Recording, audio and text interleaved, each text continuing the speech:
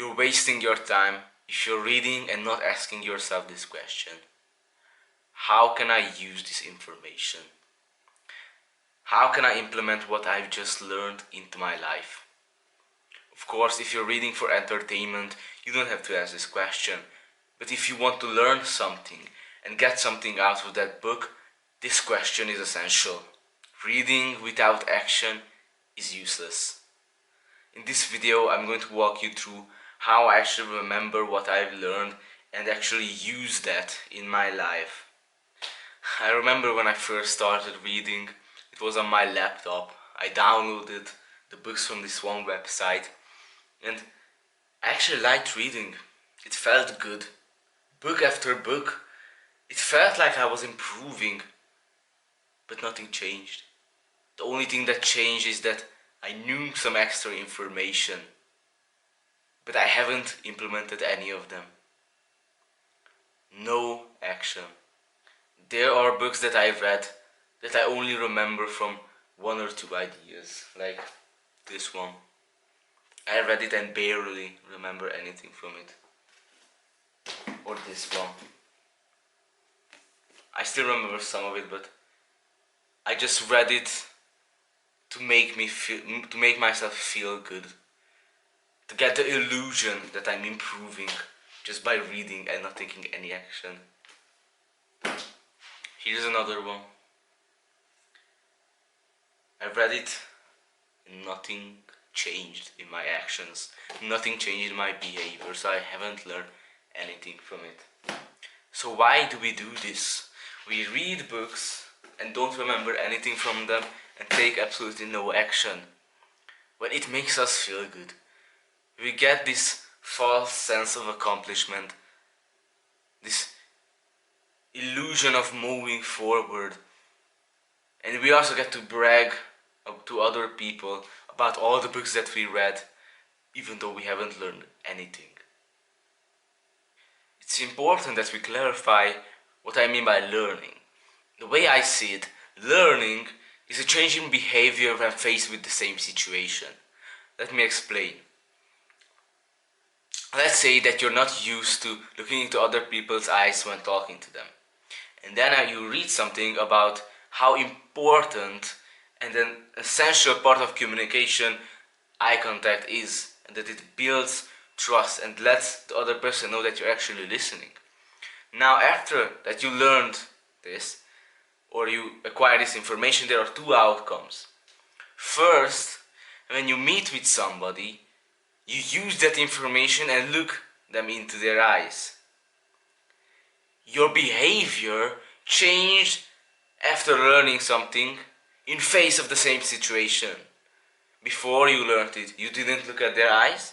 After you learned it, your behavior changed and you looked into your eyes. The second thing that can happen is after you learn this information, you meet someone and you don't look into their eyes. You're still talking to them like this, even though you know how important eye contact is. Your behavior didn't change in the face of the same situation, so you didn't learn anything.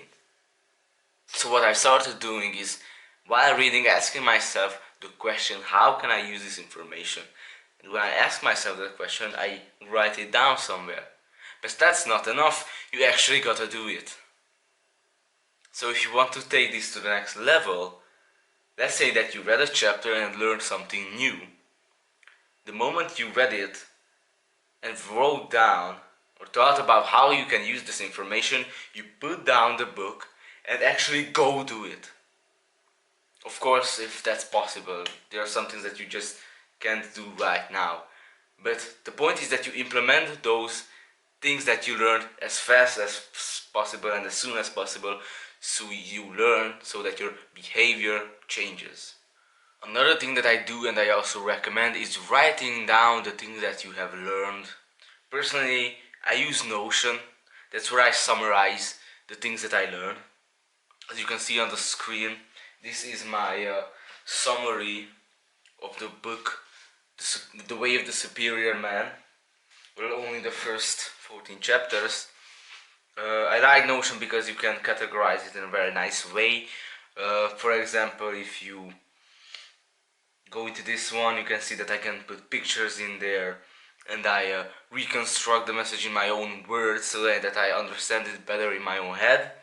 And what I also do is I write down right here that actionable step that I can do, the way that I can implement the things that I have learned. I write it down in the summary, so when I'm looking over what I've learned about, I can also see how can I use that information. But if you're going to be writing down the things that you have learned, I have done this for quite a long time, but I have realized that if I don't read it again, it's completely useless. I have notes of books that I haven't even read ever since I read the book in the first place. So if you're not going to read them again, don't write it down. There's no point to it. So only write it down if you're actually going to revisit it and reread it. Another technique that I started doing is summing up each paragraph and writing it in the margins of the book. Let me show you. I do this with this book, Alan Watts, a book from Alan Watts. And as you can see, I sum up each paragraph in the margins of the book. Now, why should you do this? Well, you have to, when you do this, you actually have to think. You have to reorganize. Oh, and I missed the thing. You don't just need to summarize the thing. You need to summarize it in 1 or 2 sentences, depending on how long that paragraph is. 1 or 2 sentences. So what this does is, it makes you think, how can you take this information, this big paragraph, and turn it into 1 or 2 sentences. So this makes you think, this will make you engage with the material that you read, so that you rewrite it in your own words and you better understand it. Also, why this is so good is because when you're recapping what you read, you can already see the summaries of every single paragraph. So you don't have to read the whole thing again. You can read only the summaries that you made for each paragraph. So I highly recommend. This is a very great technique.